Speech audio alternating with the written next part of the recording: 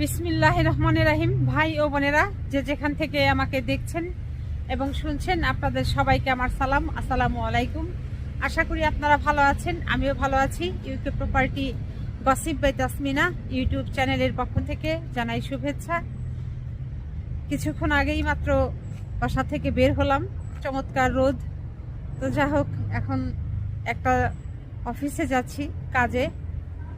তো যেতে যেতে ভাবলাম আপনাদের সাথে একটা বিষয়ে কথা বলি। সেটা হলো যে আজ বাংলাদেশ সময় সকাল 8টা 38 মিনিটে 154 জন যাত্রী নিয়ে ঢাকার হজরত শাহজালাল আন্তর্জাতিক বিমানবন্দর থেকে বিমান বাংলাদেশ এয়ারলাইন্সের একটি ফ্লাইট সিঙ্গাপুরের উদ্দেশ্যে আকাশে ওড়ে, কিন্তু ওড়বার 20 মিনিট পরে এই বিমানের ইঞ্জিনে ত্রুটি দেখা যায়। এর ফলে যেটি হয়েছে যে বিমানের পাইলট তিনি আর আকাশে বিমানটি উড়াননি এবং সিঙ্গাপুরেও যাননি।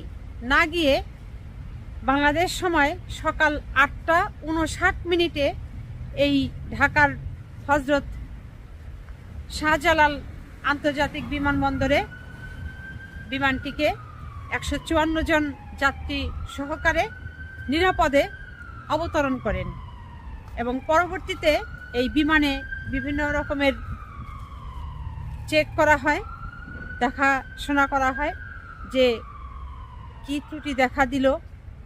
এবং বিশেষ করে যেটি হয় যে বিমান ওড়ার সময় হয়তো কোনো বস্তু এই বিমানের সাথে সংঘর্ষ লাগতে পারে কিংবা কোনো পাখি বিমানে লেগে যেতে পারে, সেটি হয়তো মনে করেছিল, কিন্তু দেখা গেছে যে কোনো বস্তু কিংবা কোনো পাখি সন্ধান মেলেনি।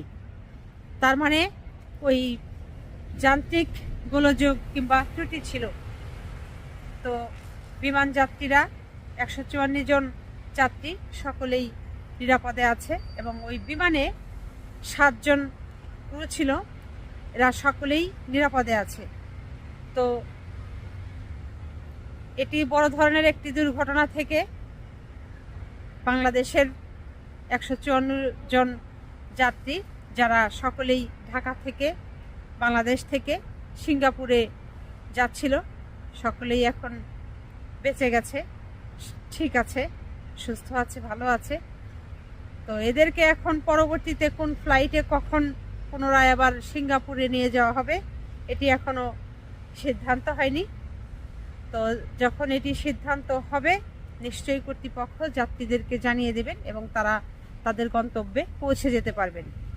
তো এটি ছিল আসলে মূল খবর, যে বড় ধরনের দুর্ঘটনা থেকে বিমান বাংলাদেশ এয়ারলাইন্সের এই বিমানটি রক্ষা পেল, সেই সাথে বিমানে থাকা 154 জন যাত্রী এবং 7 জন ক্রু, তারাও প্রাণে বেঁচে গেল। তো বিমান বাংলাদেশ এয়ারলাইন্স কর্তৃপক্ষের প্রতি বিনীত অনুরোধ থাকবে, আগামীতে এই বিমানগুলো যখন উড্ডয়ন করবে, কোনো ফ্লাইট থাকবে, অবশ্যই আপনারা এই বিমানগুলো আকাশে উড়ার মতো সক্ষমতা আছে কিনা, যান্ত্রিক ত্রুটিমুক্ত আছে কিনা, এই বিষয়গুলো ভালো করে যাচাই বাছাই করে নেবেন। তো ভাই বোনেরা, আপনারা সবাই ভালো থাকবেন, সুস্থ থাকবেন এবং আমার জন্য দোয়া করবেন। আপনাদের সকলের আকাশ পথের যাত্রা ভ্রমণ নিরাপদ হোক, নিরাপদে গন্তব্যে পৌঁছে যান, এটি দোয়া রইল।